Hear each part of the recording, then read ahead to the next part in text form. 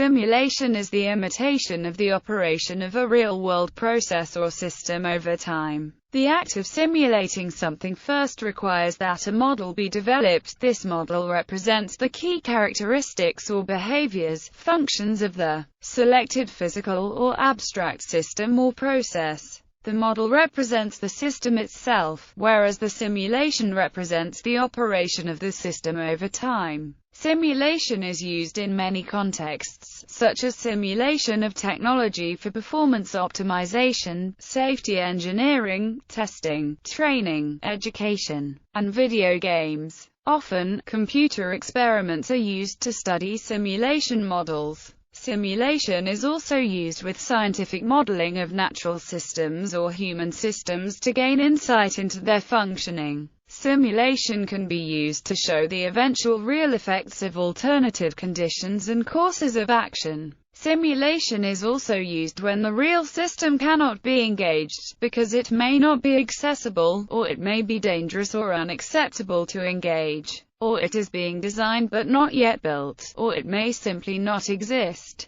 Key issues in simulation include acquisition of valid source information about the relevant selection of key characteristics and behaviors, the use of simplifying approximations and assumptions within the simulation, and fidelity and validity of the simulation outcomes, classification and terminology. Historically, simulations used in different fields developed largely independently. But 20th-century studies of systems theory and cybernetics combined with spreading use of computers across all those fields have led to some unification and a more systematic view of the concept. Physical simulation refers to simulation in which physical objects are substituted for the real thing. These physical objects are often chosen because they are smaller or cheaper than the actual object or system. Interactive simulation is a special kind of physical simulation, often referred to as a human-in-the-loop simulation, in which physical simulations include human operators, such as in a flight simulator or a driving simulator. Human-in-the-loop simulations can include a computer simulation as a so-called synthetic environment. Simulation in failure analysis refers to simulation in which we create environment conditions to identify the cause of equipment failure. This was the best and fastest method to identify the failure cause.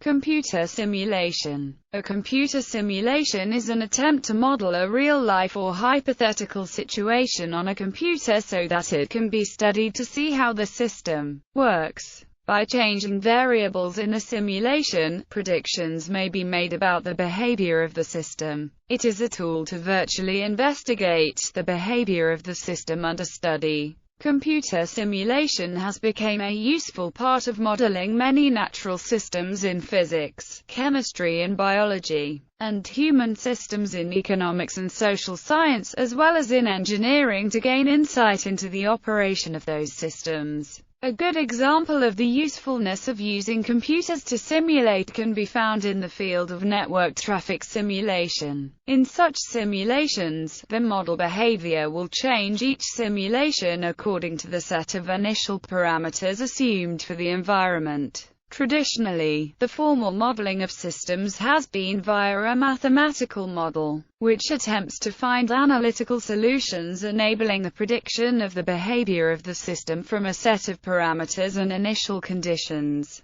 Computer simulation is often used as an adjunct to, or substitution for, modeling systems for which simple closed-form analytic solutions are not possible. There are many different types of computer simulation. The common feature they all share is the attempt to generate a sample of representative scenarios for a model in which a complete enumeration of all possible states would be prohibitive or impossible. Several software packages exist for running computer-based simulation modeling that makes all the modeling almost effortless. Modern usage of the term computer simulation may encompass virtually any computer-based representation. Computer science. In computer science, simulation has some specialized meanings. Alan Turing used the term simulation to refer to what happens when a universal machine executes a state transition table that describes the state transitions, inputs and outputs of a subject discrete state machine. The computer simulates the subject machine. Accordingly, in theoretical computer science, the term simulation is a relation between state transition systems, useful in the study of operational semantics. Less theoretically, an interesting application of computer simulation is to simulate computers using computers. In computer architecture, a type of simulator, typically called an emulator, is often used to execute a program that has to run on some inconvenient type of computer, or in a tightly controlled testing environment. For example, simulators have been used to debug a microprogram or sometimes commercial application programs, before the program is downloaded to the target machine. Since the operation of the computer is simulated, all of the information about the computer's operation is directly available to the programmer, and the speed and execution of the simulation can be varied at will. Simulators may also be used to interpret fault trees, or test VLSI logic designs before they're constructed. Symbolic simulation uses variables to stand for unknown values. In the field of optimization, simulations of physical processes are often used in conjunction with evolutionary computation to optimize control strategies. Simulation in education and training. Simulation is extensively used for educational purposes. It is frequently used by way of adaptive hypermedia. Simulation is often used in the training of civilian and military personnel. This usually occurs when it is prohibitively expensive or simply too dangerous to allow trainees to use the real equipment in the real world. In such situations, they will spend time learning valuable lessons in a safe, virtual environment, yet living a lifelike experience. Often the convenience is to permit mistakes during training for a safety-critical system. There is a distinction, though, between simulations used for training and instructional simulation. Training simulations typically come in one of three categories: live simulation, virtual simulation, or constructive simulation. Constructive simulation is often referred to as wargaming, since it bears some resemblance to tabletop wargames in which players command armies of soldiers and equipment that move around a board. In standardized tests, live simulations are sometimes called high fidelity, producing samples of likely performance, as opposed to low-fidelity, pencil and paper simulations producing only signs of possible performance, but the distinction between high, moderate and low fidelity remains relative, depending on the context of a particular comparison. Simulations in education are somewhat like training simulations. They focus on specific tasks. The term microworld is used to refer to educational simulations which model some abstract concept rather than simulating a realistic object or environment, or in some cases model a real-world environment in a simplistic way so as to help a learner develop an understanding of the key concepts. Normally, a user can create some sort of construction within the microworld that will behave in a way consistent with the concepts being modeled. Seymour Papert was one of the first to advocate the value of microworlds, and the Logo programming environment developed by Papert is one of the most famous microworlds. As another example, the Global Challenge Award online STEM learning website uses microworld simulations to teach science concepts related to global warming and the future of energy. Other projects for simulations in education are open source physics, NetSim, etc. Project management simulation is increasingly used to train students and professionals in the art and science of project management. Using simulation for project management training improves learning retention and enhances the learning process. Social simulations may be used in social science classrooms to illustrate social and political processes in anthropology, economics, history, political science, or sociology courses, typically at the high school or university level. These may, for example, take the form of civics simulations, in which participants assume roles in a simulated society, or international relations simulations in which participants engage in negotiations, alliance formation, trade, diplomacy, and the use of force. Such simulations might be based on fictitious political systems, or be based on current or historical events. An example of the latter would be Barnard College's reacting to the past series of historical educational games.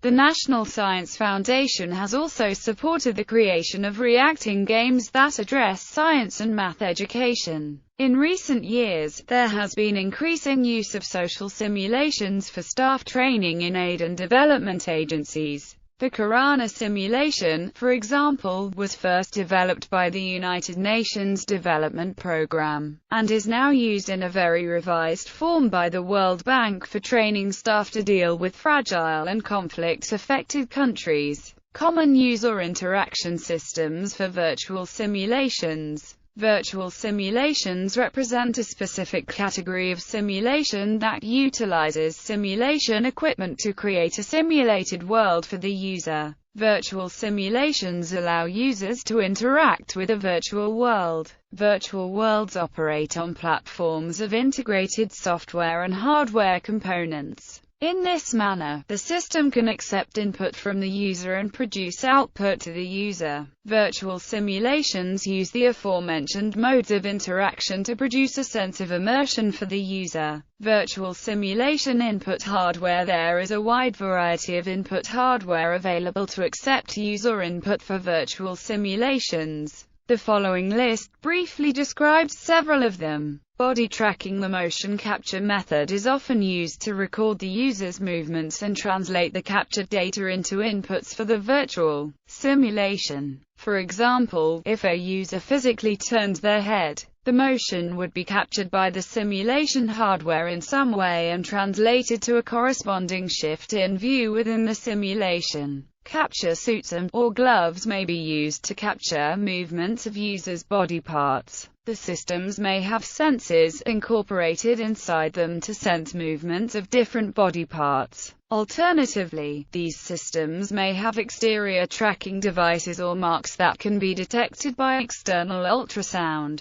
optical receivers or electromagnetic sensors. Internal inertial sensors are also available on some systems. The units may transmit data either wirelessly or through cables. Eye trackers can also be used to detect eye movements so that the system can determine precisely where a user is looking at any given instant. Physical controllers. Physical controllers provide input to the simulation only through direct manipulation by the user. In virtual simulations, tactile feedback from physical controllers is highly desirable in a number of simulation environments. Omnidirectional treadmills can be used to capture the user's locomotion as they walk or run. High-fidelity instrumentation such as instrument panels in virtual aircraft cockpits provides users with actual controls to raise the level of immersion. For example, pilots can use the actual global positioning system controls from the real device in a simulated cockpit to help them practice procedures with the actual device in the context of the integrated cockpit system. Voice, sound recognition. This form of interaction may be used either to interact with agents within the simulation or to manipulate objects in the simulation. Voice interaction presumably increases the level of immersion for the user. Users may use headsets with boom microphones, lapel microphones, or the room may be equipped with strategically located microphones. Current research into user input systems. Research in future input systems hold a great deal of promise for virtual simulations. Systems such as brain-computer interfaces. Brain-computer interface offer the ability to further increase the level of immersion for virtual simulation users. Lee, Keinrith, Scherer, Bischoff, Furchler proved that naive subjects could be trained to use a BCI to navigate a virtual apartment with relative ease. Using the BCI, the authors found that subjects were able to freely navigate the virtual environment with relatively minimal effort.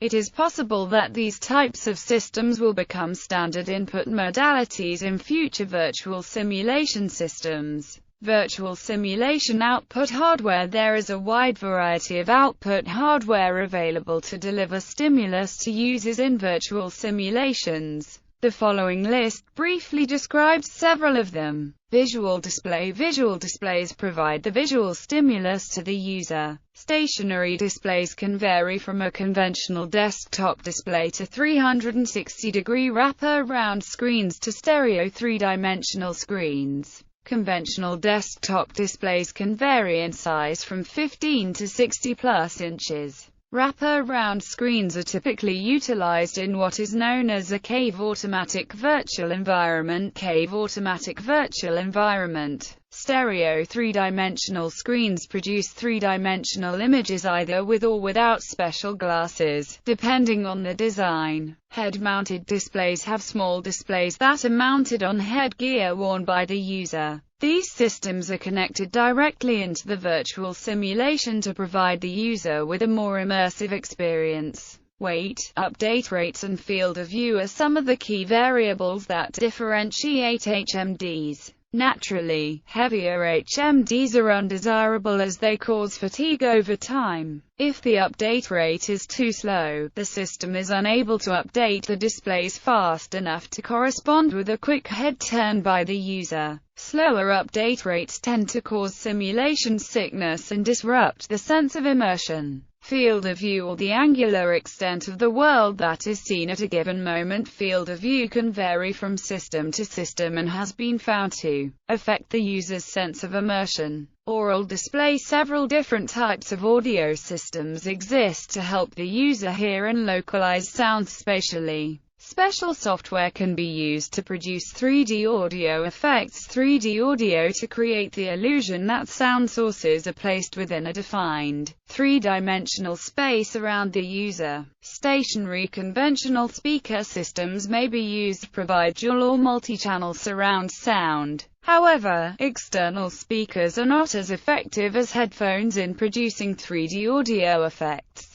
Conventional headphones offer a portable alternative to stationary speakers. They also have the added advantages of masking real-world noise and facilitate more effective 3D audio sound effects. Haptic display. These displays provide sense of touch to the user. Haptic technology. This type of output is sometimes referred to as force feedback. Tactile tile displays use different types of actuators such as inflatable bladders, vibrators, low-frequency subwoofers, pin actuators or thermoactuators to produce sensations for the user. End effector displays can respond to users' inputs with resistance and force. These systems are often used in medical applications for remote surgeries that employ robotic instruments. Vestibular display. These displays provide a sense of motion to the user. Motion simulator. They often manifest as motion bases for virtual vehicle simulations such as driving simulators or flight simulators.